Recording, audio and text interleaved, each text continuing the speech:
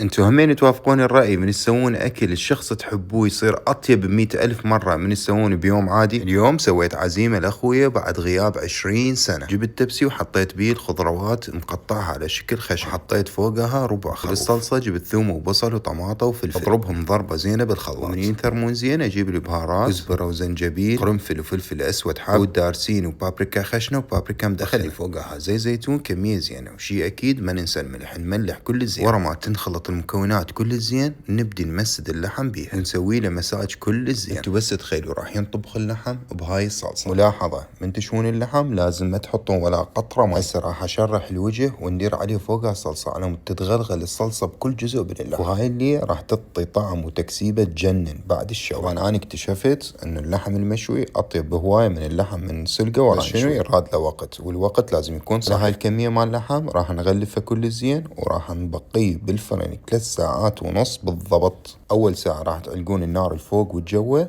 وبعدين تعلقون النار الجوة. وشوفوا ليا بعد الشوي طلع لوحة فنية من أطيب الوصفات اللي مسويها بحياتي، ومن صدق بيض وكان اللحم ذايب ذوب ومو قوي ومو مقسب زايد ومحايث، يعني هو متهرج. من استوى اللحم درت له شوية دبس الرمان وقسبت الوجه 10 دقائق. الخضار اللي كان ويا اللحم كان أطيب من اللحم. اللي ما يعرفني أنا الشيف علي ربيعة، صاحب سلسلة مطاعم بي اكس، ويوميا انزل لكم مشروع جديد ووصفة جديدة. وكانت أول لقمة لابن أخوي، وواضح رأيه شنو، قال لي هاي أطيب لحمة ضايقها بحياتي. ولا تنسون الرزق لا علي ولا عليكم، الرزق على الله.